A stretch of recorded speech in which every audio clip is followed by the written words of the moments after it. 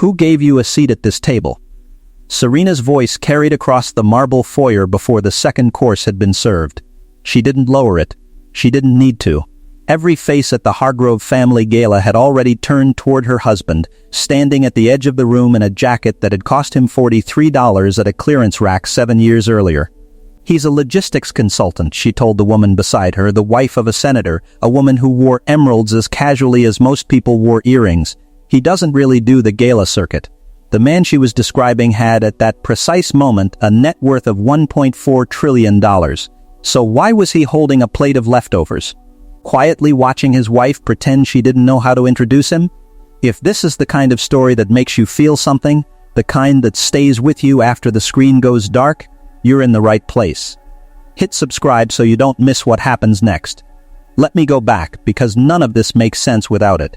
Donovan Marsh had spent the better part of his adult life being underestimated. He had learned, by the time he was 31, that this was not a disadvantage. It was a tool. You could carry it with you into a room and set it on the table in front of you, and the people across from you would look right past it and straight into their own reflection. Which was the only thing they ever truly cared about seeing anyway. He was 36 when the events of this story began, and he looked, by deliberate design, like a man who earned somewhere in the high 5 figures annually. He drove a 7-year-old Volvo. He wore clothes that fit well but cost little. He kept his office in a converted warehouse on the eastern edge of the city. A building with a loading dock and a broken letter on the signage outside that no one had gotten around to replacing. He referred to himself, on the rare occasions anyone asked, as a logistics consultant who also did some private investing. The truth was something else entirely. His grandfather, Harlan Marsh, had built the Marsh Group from a single cold storage facility in 1961. By the time Donovan was a child, the company had grown into a global infrastructure and energy conglomerate, shipping terminals on 4 continents, subsea pipeline contracts, a private equity arm that had absorbed 47 smaller companies in the preceding decade alone. By the time Donovan turned 23 and Harlan passed away quietly in his sleep, Donovan inherited everything. Not a portion, not a trust he'd access at 30, everything. He was, on paper, one of the wealthiest private individuals on earth. He was also, at 23, completely alone with that knowledge. His parents had died in a car accident 11 years earlier. His grandfather had been his entire world, and his grandfather's last piece of advice, delivered not from a hospital bed but from a workshop while the old man repaired a clock he'd owned since 1949, had been simple. Don't tell people what you have. Tell them what you've done. They confuse the two, and that confusion will eat you alive.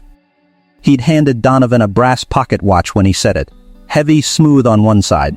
Engraved on the other, measure a man by what he holds when nothing is watching. Donovan had carried it in his front left pocket every single day since. He'd also had a concrete reason to take his grandfather's advice to heart before the inheritance was even settled. 3 months after Harlan's passing, a woman named Felicia, a woman Donovan had dated for 8 months, a woman he genuinely believed cared about him, had met with a lawyer to explore the possibility of a cohabitation claim. She hadn't known the full scope of what he'd inherited. She'd known enough. That was enough. He'd felt something then that wasn't quite grief and wasn't quite anger. It was colder and quieter than either.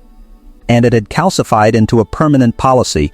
No one would know what he was worth until he decided they were the kind of person who would still be there if he had nothing. He met Serena Hargrove at a charity auction 14 months after Felicia. She was wearing a dark green dress and arguing, sincerely and a little impatiently, with a caterer about the temperature of the soup being served to the elderly guests. He found her both attractive and startling. She had no idea who he was. To her, he was a pleasant-looking man in a good jacket who had clearly never attended a Hargrove-adjacent event before, because he was standing in the wrong corner and holding his drink incorrectly. She corrected him. Gently, he let her. He told her he was a consultant. He told her he invested modestly. He told her he lived simply because he found simplicity easier than its alternative. All of this was technically true, and none of it was complete, and he watched her face for any sign that she was calculating, and found none. What he found instead was a woman who seemed to genuinely not care what he did for money. She cared whether he was funny. She cared whether he knew how to listen. She cared whether at the end of a difficult week he was the kind of person you wanted to be in the same room with. He was, and she told him so.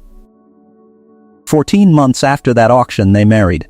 The first 2 years were good, concretely, demonstrably good, the kind of good that has specific Saturday mornings attached to it. Specific arguments that resolved into laughter, a specific coffee order he'd memorized without meaning to. Serena had her own income, she worked in art curation and did it with genuine passion. She didn't need his money because she didn't know about it. She didn't seem to want it. He was beginning, slowly, to trust that. Then Serena's mother moved back to the city. Eleanor Hargrove was 71 years old and had spent her entire adult life at the altitude of old money. Not the flashy kind, but the entrenched kind that treated social position as architecture. You built it carefully, you lived inside it, and you did not associate with anything that might weaken the walls. She had married into one of the city's founding families, and she had never, not for a single day, let anyone forget it. She took one look at Donovan, at his Volvo, at his warehouse office address, at his clearance rack jacket, and she formed a conclusion. She kept that conclusion behind a polished smile for approximately 6 weeks, and then she stopped bothering with the smile. "I'm not suggesting he's a bad person," Eleanor said at a Sunday dinner. 3 weeks after she'd moved into the Hargrove family estate across town, she set her fork down with the particular precision of someone who considers imprecision a form of aggression. "I'm saying that Serena was raised to understand what it means to maintain a standard, and I only worry out of love, you understand, that she's drifting from that." She was speaking to her sister. Donovan was 6 feet away, visible through the open kitchen doorway. He said nothing. He refilled his water glass and let the words settle into him like sediment. He'd learned that Eleanor was most dangerous not when she was openly cruel, she was sophisticated enough to avoid that, but when she was empathetic, when she worried, when she was concerned. Each of these words was a small blade, and she distributed them with a surgeon's economy. He also noticed, around this same period, that Serena had begun laughing differently when her mother was present. A little faster, a little brighter, as if she were auditioning for a version of herself that Eleanor had already written. He set the pocket watch on the nightstand one evening in April and looked at it for a long time. The shift accelerated in May when Serena's cousin Sterling married a hedge fund manager in a ceremony so aggressively expensive it had been written up in 2 publications Donovan had never read. Serena attended alone, Donovan had a call with a terminal operator in Rotterdam that couldn't be rescheduled, and she came home changed in some small architectural way. Less interested in Saturday mornings. More interested in the Hargrove Estate's north wing, which Eleanor had quietly offered to renovate for them. "It would just be a different pace of life," Serena said. "We'd still be us." He didn't argue, he noticed. It was during this same period that a man named Kellen Rhodes began appearing on the edges of Serena's social calendar. He was 38, an investment banker by job title, and he operated at a volume Donovan recognized immediately as performance, a red signal, not a green one. Kellen drove a Bentley Continental in a shade of silver that seemed designed specifically to be noticed. He wore watches the way other people wore arguments conspicuously as a position. His first appearance was at a cocktail party hosted by Serena's colleague, where he introduced himself to Donovan with a handshake that lasted a beat too long and a smile that communicated. With perfect efficiency, that he found Donovan unthreatening in every dimension. He told a story about a yacht unprompted within the first 4 minutes. The yacht had a name. The name was in Italian. He offered no translation. "He's just confident," Serena said later. She didn't look up from her phone when she said it. "That's one word," Donovan said. She laughed. Then the phone buzzed, and she stopped. In the 6 weeks that followed, Kellen's name appeared 17 times in Serena's conversations, sometimes casually the way you mention someone who exists in your peripheral vision, but with increasing frequency, and attached to increasingly specific details. He'd recommended a restaurant. He'd sourced tickets to a private art installation, the kind that didn't advertise. He had a contact at the Hargrove Foundation's board who could, if the right introduction were made, open doors for Serena's curation career that had previously seemed bolted shut. Eleanor loved him. This required no research, The warmth in her voice when she said his name was a different temperature than anything Donovan had ever heard her use in his direction. 7 weeks after the cocktail party, Serena mentioned with the careful neutrality of someone who had rehearsed the delivery that Kellen would be attending the Hargrove family's annual summer gala. The big one. The one at the estate, with 340 guests and a catering team of 19, where the Hargrove name functioned less as a family identifier and more as a climate condition that everyone inside it simply adapted to. And that Donovan, of course, was also welcome. The way she said also was a sentence all by itself. 3 days before the gala, Donovan found the folder. It wasn't hidden, it was on the kitchen counter, beneath a newspaper, the kind of placement that suggests it had been set there temporarily and forgotten about, not concealed. He lifted the newspaper. He looked at the folder. He set the newspaper back down. He walked to the window. He stood there for a while, watching a delivery truck make a 3-point turn in the street below. And then he went back to the kitchen, picked up the folder and opened it. He already knew something was wrong before he read the first page. He knew it the way you know a room has been entered while you were away, not from evidence, but from the quality of the air. What was inside the folder was not a single betrayal. It was two, braided together so tightly they had to be read as one. The first thread was financial. The folder contained a property acquisition summary, 6 pages, prepared by a law firm Donovan recognized but had never engaged. The property was a lakeside estate in a neighboring county, listed at $4.2 million. The acquisition vehicle was a newly formed LLC whose registered address was a P.O. box, but whose signatory, listed on page 4, the line printed in a slightly lighter ink, as if the printer had been running low, was Serena Marsh. The purchase date was 3 weeks out. The funding source, as documented on page 6 in the form of a wire instruction form, was a Hargrove family trust account that Donovan was 94% certain Serena did not have unilateral access to. That certainty dropped when he flipped to the addendum, which contained a signature page from 14 months earlier. Serena's signature, alongside Eleanor's, alongside a notary's stamp. A private amendment to the trust instrument restructuring the beneficiary access provisions. An amendment Donovan had never been shown, never been told about, had never signed, and, he checked this twice, had not been required to sign under the original trust terms because the relevant provisions predated their marriage by 11 months. They had not needed his signature. They had simply not told him. The second thread was personal and simpler. It was a printed email chain, 8 messages long. The sender was Kellen Rhodes. The recipient was Serena. The earliest message was dated 4 months prior. The language of the first several messages was exactly what you would expect from a man managing a social friendship. The language of the 8th message, sent 11 days earlier, was not. He read the 8th message once. He set the folder down. He picked up the pocket watch from his jacket pocket and held it without opening it. The watch was heavy.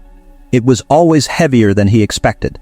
What he felt was not what he had expected to feel either. He had understood abstractly for several weeks that something was deteriorating. But understanding a thing abstractly and standing in your own kitchen holding a folder that documents it with specificity are different experiences, and the distance between them is not small. He felt something that occupied the space where anger should have been, not quite anger but something with more patience than anger, and more weight. It was the feeling he recognized of a man who has spent his entire adult life preparing for a specific kind of disappointment, and has finally arrived at it. He took a photograph of every page in the folder with his phone. He replaced the folder under the newspaper in the exact position he had found it. He went upstairs, changed his jacket, and drove to an office building 11 minutes away. The office belonged to Cecilia Frost. Cecilia was 44, a corporate attorney with a background in trust law and a particular expertise in forensic financial documentation. She had worked with Donovan for 9 years, not on personal matters historically, but on Marsh Group's subsidiary transactions where legal precision was the difference between a deal and a disaster. She was not a warm person in the way that term is usually meant. She was precise, she was loyal, and she communicated at a speed that assumed her counterpart could keep up. Donovan could always keep up. She was in her office when he arrived, which she was at 7:40 in the evening because she was always in her office at 7:40 in the evening. He handed her his phone. She scrolled through the photographs without a word. She set the phone on her desk and looked at him. "How long do you want to take?" she asked. "The gala is in 3 days." She considered this. That's enough time to build the first layer. Not enough for everything. What can we confirm in 3 days? The trust amendment, yes, absolutely, that'll take me 6 hours. The LC ownership chain, the source of funds, whether the wire transfer has actually cleared, yes, the property acquisition. If they've moved fast, I may only get the county filing, not the full chain of title. And the other part, he said, he meant the emails. That part, she said, I can confirm independently of the documents if you give me access to the right records. She looked at him steadily. Do I have it? He said, yes. She picked up her phone. They worked until 11:30. Cecilia pulled the trust amendment filing from the county recorder's database, cross-referenced it against the original instrument, and confirmed that the restructuring had been executed without Donovan's knowledge. She identified the LLC, Lakebourne Properties, registered in a neighboring state, traced its formation documents, and found Kellen Rhodes listed as a managing member alongside Serena, a detail that had been obscured in the folder version by the fact that his name appeared on a separate exhibit. Attached by a staple, easily removable, she wrote everything in a separate secure document, date-stamped, with source citations for each data point. They've moved $400,000 out of the trust already, she said at 11 o'clock. Earnest money deposit. Can we freeze the remaining transfer? We can file for an emergency injunction Monday morning. That would be after the gala, but before the scheduled wire date. She looked at her notes. They're scheduled to move the balance on Wednesday. He nodded. The timing was not comfortable, but it was workable. More important to him than the money, and this was a thought he turned over carefully before accepting it, because the money was not a small number, was the question of what had actually been happening in the months before tonight, whether Kellen had been a symptom or a cause, whether Serena had drifted into this arrangement or been guided into it by a man who had identified her as an access point to something he wanted. Can you find out what Kellen has been doing in the last 18 months, he said. Business filings, capital raises, anything that looks like he needed a significant external cash infusion. Cecilia was already typing. He drove home at midnight. Serena was asleep.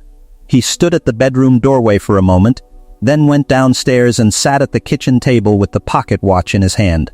He'd been tempted, driving back, to wake her, to set the folder on the table between them, the way his grandfather had once set a ledger down in front of a contractor who'd overcharged him, not as an accusation, but as a fact that required no additional words. He'd wanted to have the conversation that night. Get it over with. Move through it. He hadn't, because Cecilia had said, before he left her office, if you confront before we have everything, they'll move the money the same night.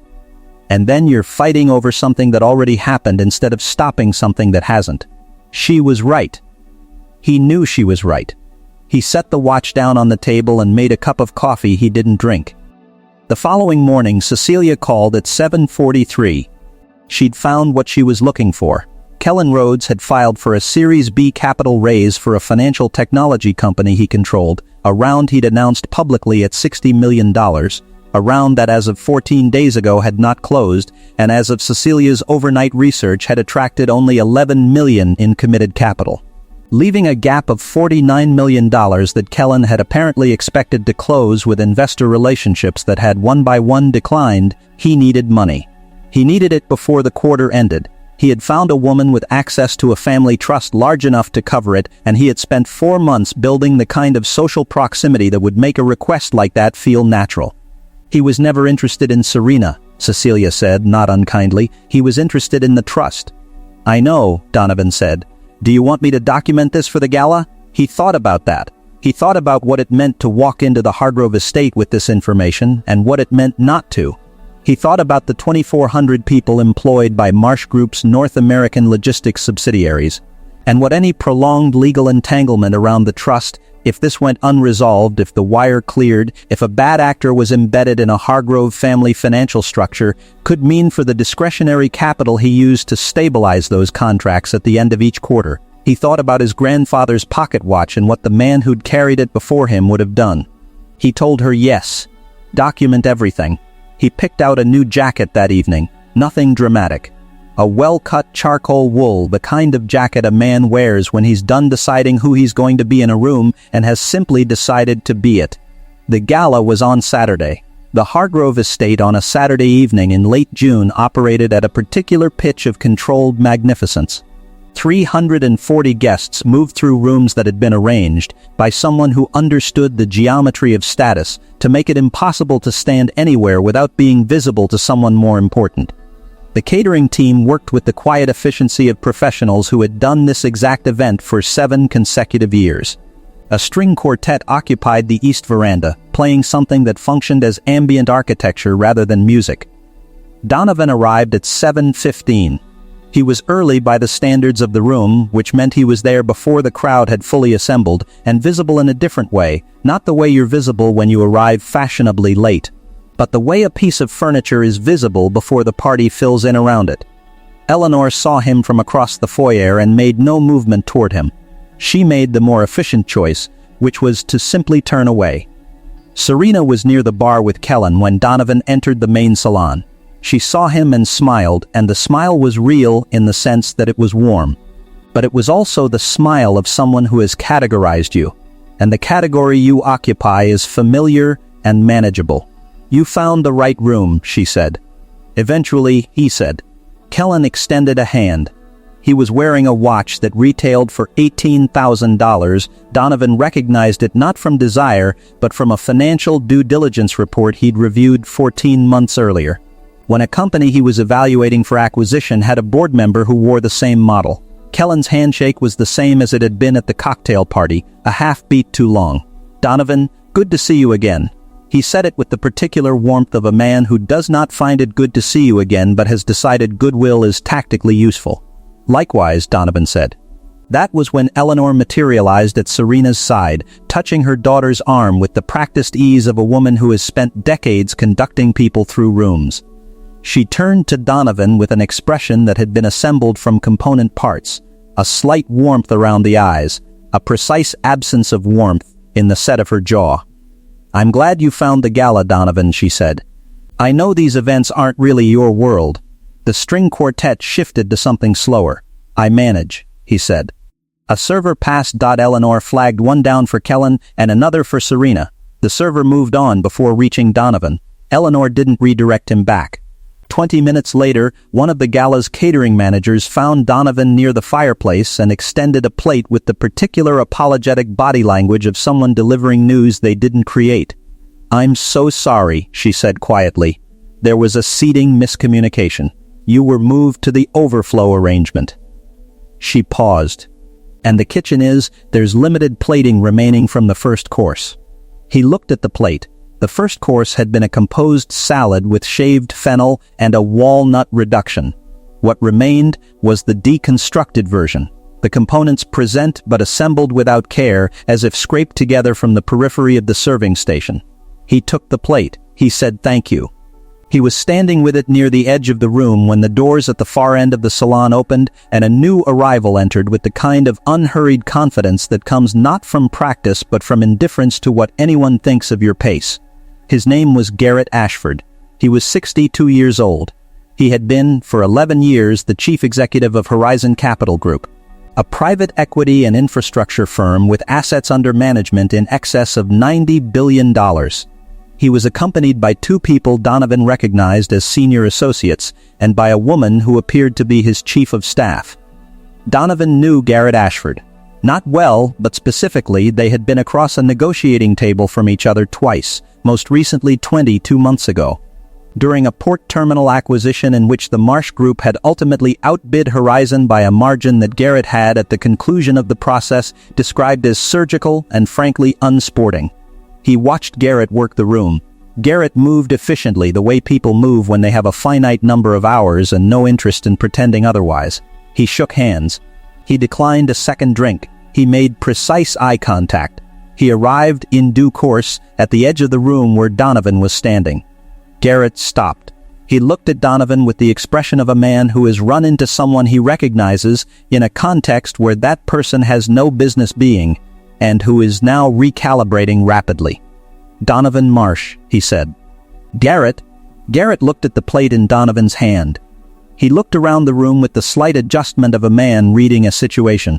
He looked back at Donovan. "Are you here as?" He stopped. He began again. "Whose guest are you?" "My wife's family event," Donovan said. Garrett processed this for 1 full second. "The Hargrove Gala." He said it in a particular tone, not quite disbelief, but a species of surprise that Donovan recognized as genuine. "You've been attending the Hargrove Gala." 4 years running, Donovan said. There was a brief pause in which Garrett Ashford, chief executive of a $90 billion firm, appeared to be doing something he rarely did, recalibrating his understanding of a room from the outside in. "Excuse me," he said. He turned and walked directly toward Eleanor Hargrove. Donovan set his plate down on a nearby surface. He did not need to follow. He simply waited, holding the pocket watch inside his jacket pocket without removing it, feeling its weight against his palm. The conversation between Garrett and Eleanor lasted 4 minutes. Donovan watched it from across the room. He watched Eleanor's expression pass through several stages: initial warmth, followed by something that might be called gracious interest, followed by a sentence from Garrett, a single sentence delivered with the absolute calm of a man stating a measurement that produced an expression Donovan had never seen on Eleanor Hargrove's face. It was the expression of a woman discovering she has been standing on ice she thought was stone. Garrett returned to Donovan's side. He spoke in a level voice. "She had no idea," he said. "I want you to know I took no particular pleasure in—" "What did you tell her?" "I told her," Garrett said, "that I was surprised to see the principal owner and controlling trustee of the Marsh Group holding a plate of reheated salad at her family's party." He paused. "I may have mentioned the asset figure. The current one?" "The current one." Donovan picked up the plate from the table where he'd set it. He looked at it for a moment. Then he walked across the salon. Serena was between Kellen and Eleanor, the three of them arranged in a small, comfortable cluster that had the geometry of something that had been forming for a long time. Eleanor turned first. She was always the first to turn, the first to read a room, the first to understand when the architecture had shifted. Her face was the color of old paper. Serena looked at her mother's face, and then at Donovan's, and then at Garrett Ashford standing a few paces behind, and something moved through her expression that Donovan couldn't name and didn't try to. He set the plate down on the table between them. "The seating arrangement isn't the issue," he said. "I want you to know that. You can have whoever you want at whatever table." He looked at Kellen. "But you're going to want to let your attorney know that Lakebourne Properties LLC will have a hold placed on it Monday morning. The wire scheduled for Wednesday won't clear. Cecilia Frost has already filed the preliminary paperwork. You have until Monday to return the $400,000 in earnest funds, or we proceed." The room had gone quiet around them with the particular completeness of a room that has been trained by habit to pay attention when Eleanor Hargrove is at the center of something. Kellen's expression underwent a series of small, rapid adjustments. His mouth moved without producing words. "The Series B gap," Donovan said, "is $49 million. "I'm aware." He paused. "You're not going to close it from here. You don't know what you're talking about," Kellen said. He said it firmly. The firmness was the last thing about his posture that held together. "I know what's in the filing," Donovan said. "I know what's in the trust amendment. I know what's in the 8th email." He let the last one land. "So does Cecilia." Serena said his name. Just his name.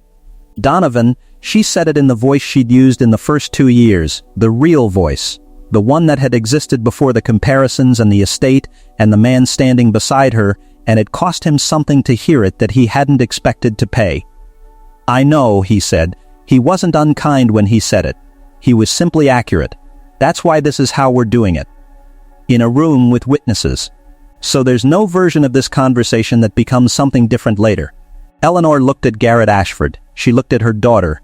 She looked at the plate of leftover salad on the table between them, the one she'd designed the seating to produce, and she looked away. "Who gave you a seat at this table?" she said, and her voice was precisely as controlled as it always was. She aimed it at Donovan, the same line, the same altitude. He picked up the pocket watch from his jacket pocket. He set it on the table beside the plate. "The man who built the table," he said. "The following 72 hours were not dramatic in any outward sense. That was, in part, because Cecilia Frost was extremely good at her job. And extremely good lawyers make resolution look like paperwork rather than war. The emergency injunction was filed Monday morning at 8:52, blocking the scheduled wire transfer of $3,800,000 from the Hargrove Family Trust to the Lakebourne Properties LLC acquisition account. The county recorder confirmed the injunction had attached to the property filing by 11:15. Cecilia called Donovan at 11:23 to confirm. He was in his warehouse office when the call came, sitting at his desk, which was the same desk he'd sat at for 9 years, a scarred pine surface covered in shipping manifests and a single framed photograph of his grandfather. He said thank you. She said she'd send the full documentation by end of day. Kellen Rhodes retained an attorney by Monday afternoon. The attorney sent a letter by 5 o'clock asserting that the LLC structure was legally distinct from any personal financial relationship, and that the trust amendment had been executed within its own terms and therefore subject to independent challenge only through proper probate channels. The letter was 4 pages and written in the specific register of a lawyer trying to sound confident about a weak position. Cecilia replied in 2 paragraphs. The first paragraph confirmed that she agreed the trust amendment had been executed within its technical terms. The second paragraph noted that she had identified 11 additional transactions in the preceding 7 months in which funds attributable to the Hargrove Trust had been channeled through 2 intermediate accounts that had been opened without Donovan's knowledge and that bore identifying information connecting them to the same P.O. box as Lakebourne Properties, and that she intended to present all 11 transactions to the appropriate regulatory body on Tuesday. Kellen's attorney did not reply to that letter. On Tuesday, Kellen Rhodes returned the $400,000 earnest deposit to the trust via wire transfer. He did it before 10 in the morning, which told Donovan that someone had spent Monday night explaining to him exactly how exposed he was. He also, as of Tuesday afternoon, removed himself from the Lakebourne LLC as a managing member. The filing was dated the same day.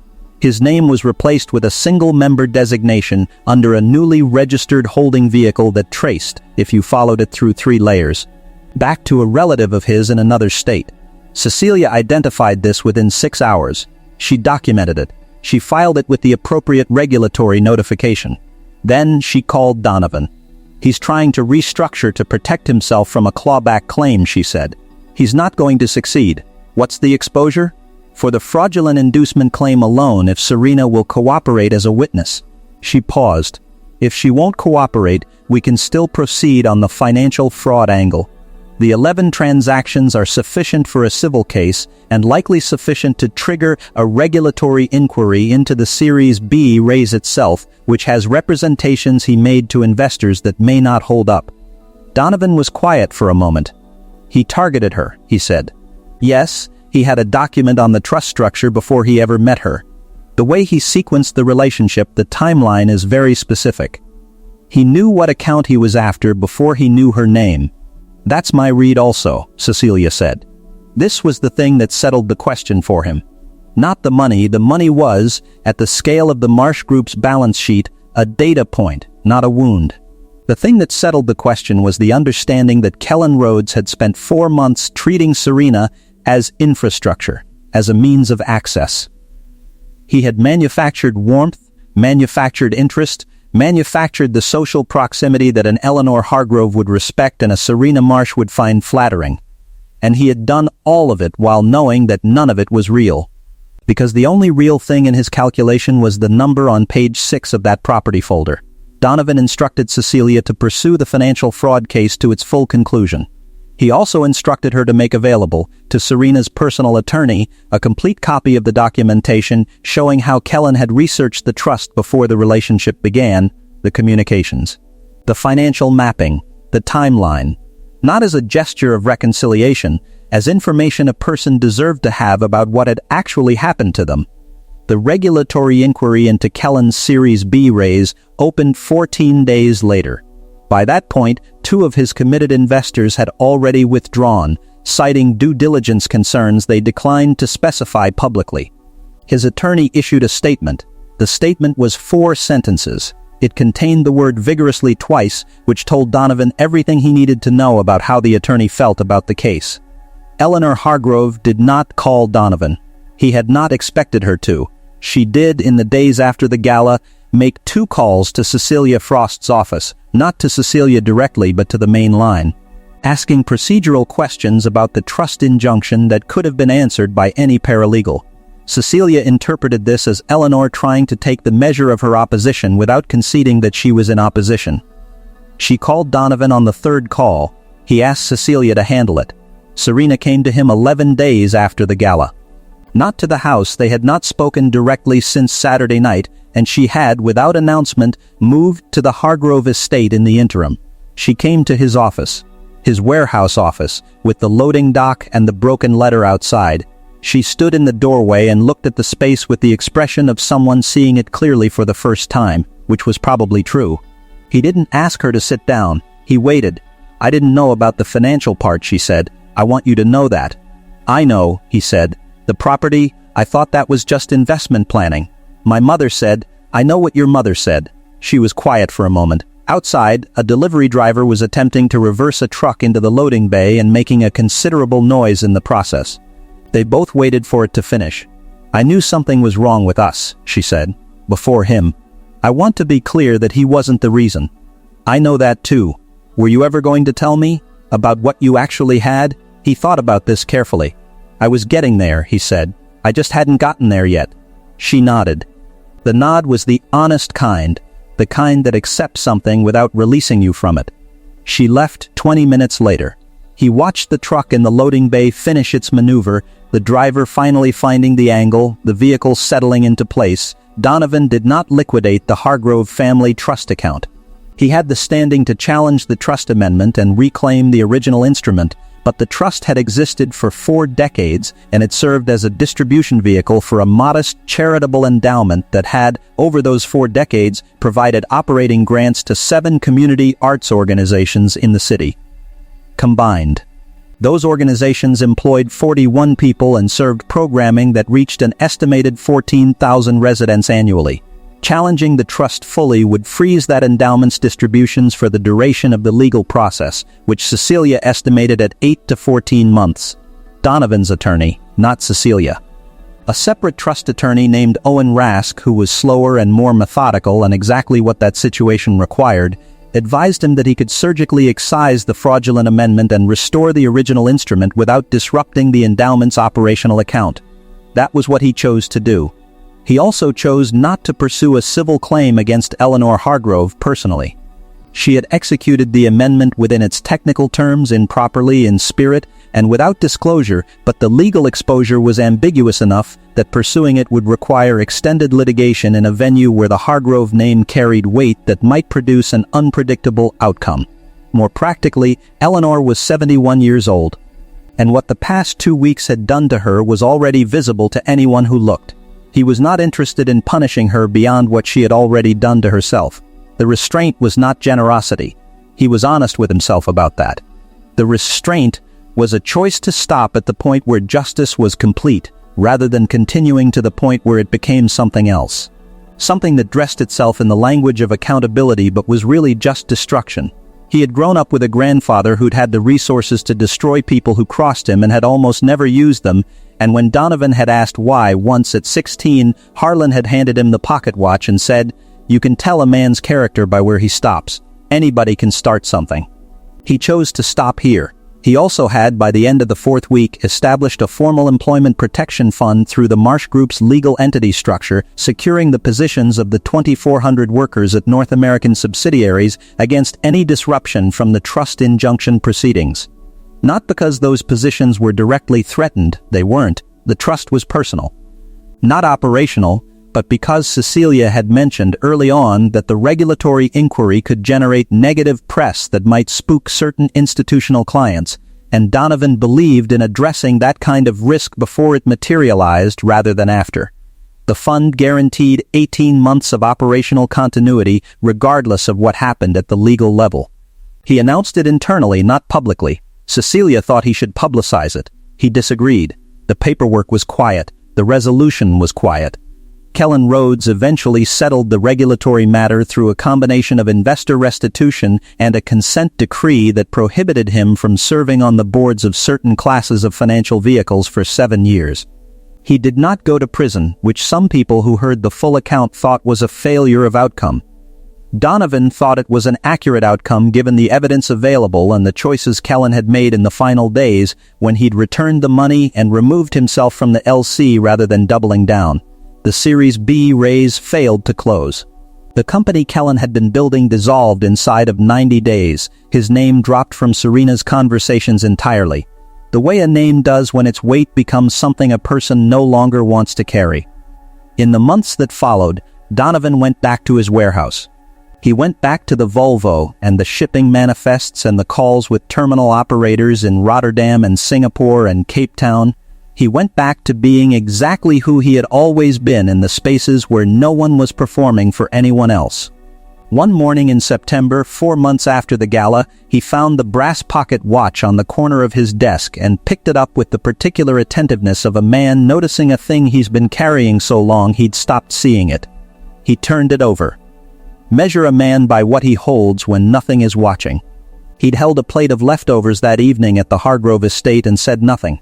He'd held every document Cecilia gave him and done only what was proportionate. He'd held his grandfather's advice for 15 years in the front left pocket of every jacket he'd ever owned, and let it shape the way he moved through a world that was constantly trying to sort people by what they displayed rather than what they chose. There's a particular cruelty in being seen for what you own rather than who you are, and its mirror image. The particular cruelty of being dismissed for what you appear to own is something most people experience only briefly, in small doses at the edges of rooms where they don't quite fit. Some people never experience it at all. They move through life with the social geometry permanently in their favor, and they mistake that geometry for character. And they spend decades not understanding why it isn't the same thing. Donovan Marsh understood the difference because he had been on both sides of it. He had been the man in the clearance rack jacket holding the plate of leftover salad. He had also been, simultaneously, the man whose signature could move infrastructure across 4 continents. The distance between those two versions of himself was not moral. It was only informational. And the question he had asked himself every time he'd reached into his pocket and felt the weight of that watch was whether the man he was when no one knew the information was someone he could stand behind. He thought he could. He wasn't certain. He wasn't certain the way Kellen had been certain, or the way Eleanor had been certain, or the way anyone is certain when they've decided that their position in a room is a fact rather than a circumstance. He was certain only in the quieter, more durable way of a man who has chosen to keep going in a direction and has found, each time he checked, that the direction still seemed right. The gala had cost him a marriage he'd genuinely wanted. It had cost him something he couldn't quantify and wouldn't try to. The specific weight of having been right about something he wished he'd been wrong about. Those costs were real, and he carried them. He set the watch in his jacket pocket. He picked up the morning's first manifest. He started the day. If this story stayed with you, if you found yourself somewhere in the distance between who you appear to be and who you actually are, then you already know what it's about. It's not about money. It's never about money. It's about what you hold on to when the room goes quiet and the performance ends and the only person left watching is yourself. Stories like this one exist because that question matters, and because sometimes the only way to think it through is to watch someone else do it first. We tell one every week. If that's the kind of thing you come back for, subscribe, and bring someone with you who needs to hear it.